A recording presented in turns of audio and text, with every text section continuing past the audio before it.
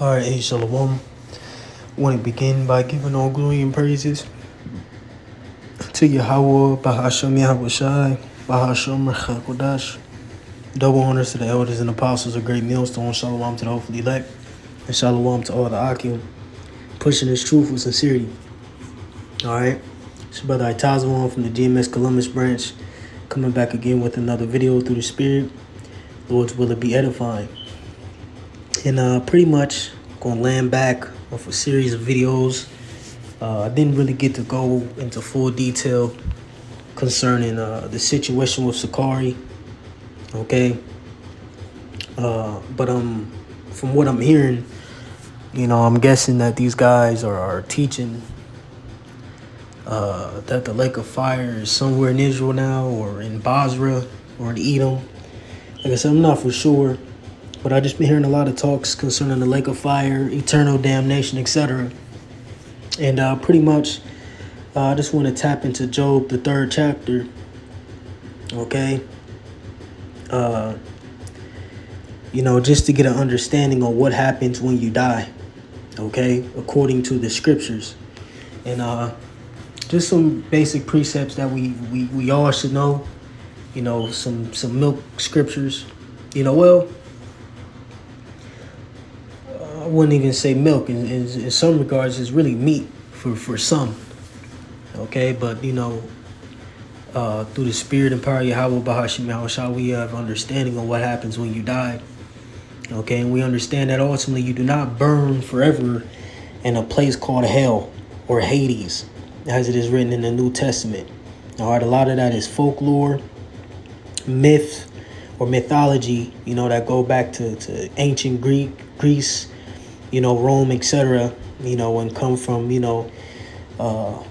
ultimately, Esau, Edom, and, the heathen nations' understanding of death, or this fictional place that they call hell or Hades, where you burn for eternity. That's bullshit. Okay? That's bullshit. Matter of fact, let's go to Sirach. Oh, man, what's it? Is it 30? Oh, I think it's 20-something. Let me see if I could pull it up. Sirach. Let me just do this real quick. I think it's like 20. So like it gave me 1 second. It's like 20. It's right at the top. Is it 22?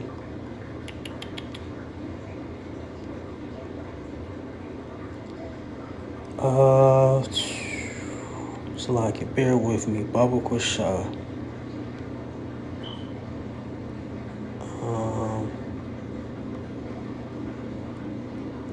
Yep, 17. Come. So this is Sirach, the 17th chapter. At the top it reads, it says, Yahweh created man of the earth and turned him into it again. So when we understand, when you understand the concept of death, you have to understand the spiritual component of it and also the physical component of it. Okay? Let's jump to Genesis, the 1st chapter real quick, or the 2nd chapter. Understanding Adam, okay? And how he was ultimately man out of the ground, so to speak. Genesis 2:9, it says, and out of the ground made Yahweh God to grow every tree that is pleasant to the sight and good for food, the tree of life also in the midst of the garden, and the tree of knowledge of good and evil. Let me make sure this is where I want to get to. One thing I want to jump down or jump up. Let me see, Salakia. Now this is something on the fly. Real quick, Salakia, I got to jump up to 6. Genesis 2:6, it says, but there went up a mist from the earth and watered the whole face of the ground, right, which is, the dew, that watery substance or water that you feel, in the morning, that is on the ground. It's called the dew. Okay, verses 7 it says, and Yahweh God formed man of the dust of the ground, and breathed into his nostrils the breath of life, and man became a living soul. Right. So, we understand that ultimately that man comes from the ground. All right. Or, the physical body, the flesh, okay, comes from the ground. Okay. But, the difference here concerning Adam, like I said, it says, and breathed into his nostrils the breath of life, and man became a living soul. Right. So the Lord blessed Adam with wisdom, knowledge, and understanding. Okay. Something that he didn't gift or grant to the rest of the human beings or nations that were on the earth prior to Adam, because you did in fact have human beings, or man and woman was created. All right. So like, not only was Adam just created, or Eve, it was a whole population, that was created, in the earth. Okay, let's get that in Genesis 1, and I'm going to start at 24. It says, in the Alahayim, when you go into this word God here, is Alahayim, or how they say it in the Syrian, all right, Elohim. It says, let the earth bring forth the living creature. See, let the earth bring forth the living creature after his kind, cattle and creeping thing, and beasts of the earth after his kind. And it was so. And the Alahayim made the beast of the earth after his kind, and cattle after their kind, and everything that creepeth upon the earth after his kind. And the Alahayim saw that it was good. And Alahayim said, let us make man in our image. Right, so they had limbs, eyes, mouths, so on and so forth. They had physical features. After our likeness, and let them have dominion over the fish of the sea, and over the fowl of the air, and over the cattle, and over all the earth, and over every creeping thing that creepeth upon the earth. So the Alahayim created man in his own image. In the image of the Alahayim created he him. Male and female created he them. You see, them, plural. All right. But going back, to verses 24, it says, and the Alahayim said, let the earth, okay, bring forth the living creature after his kind. You see, cattle and creeping thing, and beasts of the earth after his kind, and it was so. All right. All right. So, ultimately man comes from the ground, or the earth. Okay. And then when you go into it further, what was written, or something, or a message given to Adam, all right, concerning, what end up, being the end result, or the punishment, okay, of, Adam and Eve eating from the forbidden tree, all right, or the tree of knowledge, or the tree of good and evil. You see, this is the statement that was written, Genesis 3, verses 18. It says, thorns also and thistles shall he bring forth to thee, and thou shalt eat the herb of the field. In the sweat of thy face shalt thou eat bread, till thou return unto the ground. See? For out of it was thou taken, for dust thou art, and unto dust shalt thou return. You see? So that's the physical aspect of us dying. Our body decomposes and goes back into the very elements that it is made from. When you understand the periodic table concerning the elements, we pretty much, have majority of those elements within us. Matter of fact, let me do something. Let me see something. I just want to see something. It's like, yeah. Let me see something. Just want to look something up. How many elements are in the human body?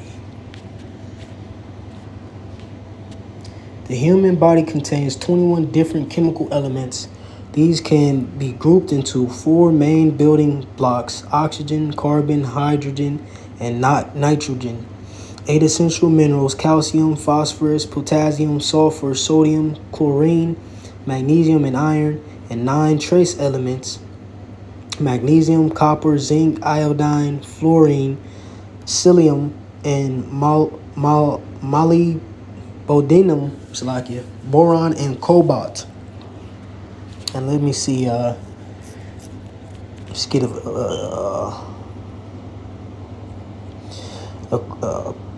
image, concerning, these different elements that are in us. Okay. See, so just something. 11 elements of the human body, and how many elements are on the? I think it's elements periodic table. It's like how many numbers? How many elements? I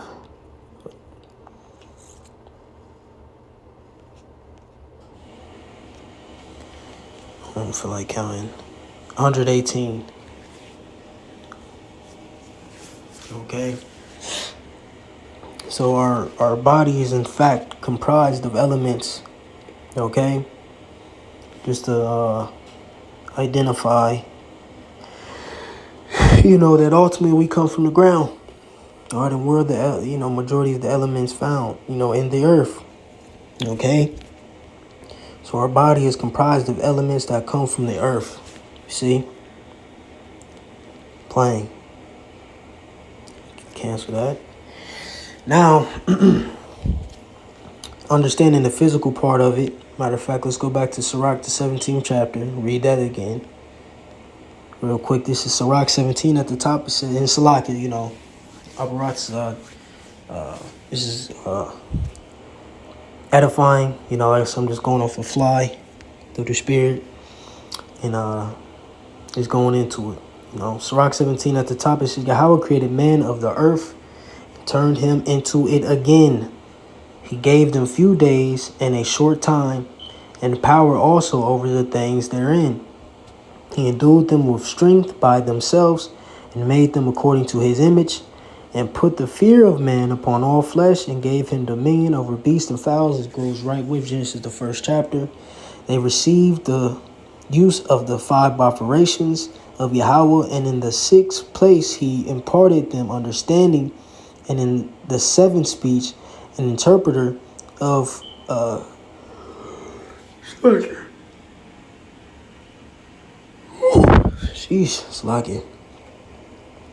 cogitations thereof, counsel and a tongue and eyes, ears and a heart gave he them to understand. Withal he filled them with the knowledge of understanding, and showed them good and evil.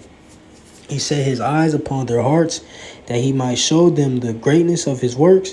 He gave them to glory in his marvelous acts forever, that they may declare his works with understanding. See?